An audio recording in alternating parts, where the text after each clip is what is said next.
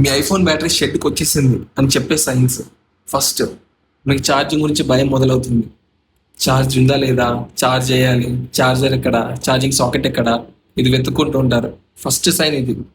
Second sign, మీ iPhone మెల్లమెల్లగా ఆండ్రాయిడ్గా మారడం మీకు తెలుస్తుంది అనమాట. అంటే అది ఆండ్రాయిడ్గా మారిపోతుంది, హ్యాంగ్ అవుతూ ఉంటుంది, యాప్స్ మెల్లగా క్లోజ్ అవుతాయి.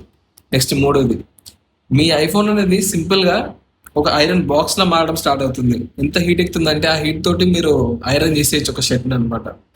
సో ఇవే 3 సైన్స్. ఈ సైన్స్ మీకు కనబడగానే వెంటనే బ్యాటరీ రీప్లేస్ చేయించండి. మీరు చేంజ్ చేస్తారు, ఎందుకంటే అది ఎంత డిస్టర్బింగ్ ఉంటుందంటే మీరు చేంజ్ చేస్తారు ఆటోమేటిక్గా. సో నాకు కూడా అలానే అనిపించి ఈరోజు ఐఫోన్ బ్యాటరీ రీప్లేస్మెంట్ కోసం అయితే వెళ్తున్నాను. దగ్గరలో ఉన్న హ్యాబిట్స్లో అయితే బుక్ చేశాను. 11 o'clock ఉంది, వెళ్ళాలి.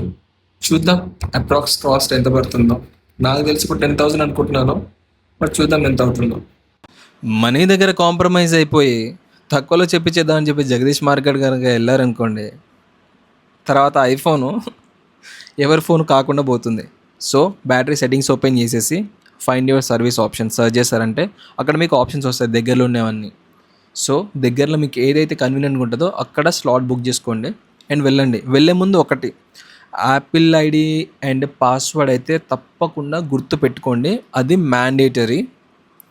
అండ్ ఏదైనా డేటా ఉంటే బ్యాకప్ చేసుకోండి, చెప్పలేం వెళ్ళిపోవచ్చు అనమాట. సో ఇంకా దాంతోపాటు ఏమైనా యాక్సెసరీ ఏమైనా రిపేర్స్ అనుకుంటున్నారంటే అవి కూడా తెచ్చుకోవాలన్నమాట. సో ఇవి మాత్రం మర్చిపోకుండా తీసుకెళ్ళండి. అండ్ యాపిల్ ఐడి మాత్రం అసలు మర్చిపోకండి.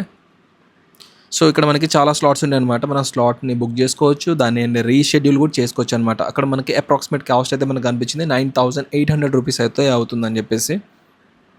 సో ఇప్పుడు 11:20కి ఉంది, దాని తర్వాత ఆఫ్టర్నూన్ నుంచి కూడా చాలా స్లాట్స్ ఉన్నాయి. కానీ నేను మాత్రం బుక్ చేసింది 11 o'clock, ఎందుకంటే 2-3 అవర్స్లో అయిపోతుంది ఎలానో. ఆఫ్టర్నూన్ నుంచి వాడుకోవచ్చు. అదే మనం ఆఫ్టర్నూన్ ఇచ్చామనుకోండి, అది మళ్ళీ నైట్ అవుతుందో ఎప్పుడు అవుతుందో ఏంటో చెప్పలేం మనం. సో అందుకని ఈ హైదరాబాద్ ట్రాఫిక్ దండాలు, ఎప్పుడు చచ్చిపోతానా అని భయం వేసింది నాకు. సో మొత్తానికైతే హ్యాబిట్స్లో ఉన్న ఎలక్ట్రానిక్స్కి అయితే మనం వెళ్ళిపోయాం. నేను వెళ్ళే టైంకి అయితే లోపల అంతమంది అయితే లేరు, ఈ తర్వాత తీసుకున్న క్లిప్. సో గాయస్, హ్యాబిట్స్లో ఉన్న ఎలక్ట్రానిక్స్కి అయితే నేను వచ్చేసాను. ఇక్కడ స్టాఫ్ చాలా బాగున్నారనమాట. అంటే బాగా రిసీవ్ చేసుకున్నారు అండ్ ప్రాబ్లం ఏందో ఎక్స్ప్లెయిన్ చేశారు, ఎంత అమౌంట్ అవుతుంది ఏంటి అని చెప్పేసి. అండ్ చాలా రెస్పెక్ట్ఫుల్గా బిహేవ్ చేశారు. బ్యాటరీ రీప్లేస్ అయిపోయింది అండ్ సంతోషంగా వెళ్ళిపోతున్నాను అనమాట. కానీ ట్రాఫిక్ చూస్తే భయం అయితే అవుతుంది. ఫైనల్లీ రూమ్కి అయితే రీచ్ అయిపోయాను అనమాట. యాక్చువల్లీ ఆ ట్రాఫిక్లో అసలు ఇంటికి వస్తానా లేకపోతే యాక్సిడెంట్ అయితే చచ్చిపోతానా అనిపించింది. ఇది ఏం ట్రాఫిక్ అసలు, దారుణంగా ఉంది అసలు.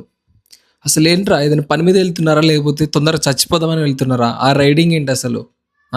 ముందు వెళ్తున్నాడు, సడన్గా బ్రేక్లు వేస్తాడో, వెనుకలోనేమో స్పీడ్ ఎక్కువ, సైడ్ నుంచి ఎవడు గుద్దేస్తాడో తెలియదు. అసలు ఆ ఇరుకు, ఆ ట్రాఫిక్ ఏందిరా అసలు? ఎట్ట బతుకుతున్నారా మీరు హైదరాబాద్లో? అసలు ఇదో బ్రతకారా మీది? సర్లే ఇంకేం చేస్తాం. కానీ చాలా దారుణమైన పరిస్థితి, చాలా దారుణమైన బ్రతుకు. ఏదో సిటీలో ఉండే స్టైల్ చేస్తున్నారు కానీ చాలా వర్స్ట్ అంటే వర్స్ట్. అసలు ఎప్పుడు చచ్చిపోతామో తెలియదు, అంత దారుణంగా ఉంది. సరే ఆ ట్రాఫిక్ గురించి వదిలేద్దాం. ఎందుకంటే ఐఫోన్ కోసం వెళ్ళాను నేను, రిపేర్ అయిపోయిన తర్వాత మళ్ళీ తిరిగి వస్తానా లేదా అనిపించింది నాకు. అలా ట్రీట్ చేసింది అనమాట ఈరోజు నాకు traffic. So I was really shock. But finally repair అయితే అయిపోయింది. ఇప్పటి నుంచి ఇంకా మనం వీడియో చేసుకుందాం జాలీగా.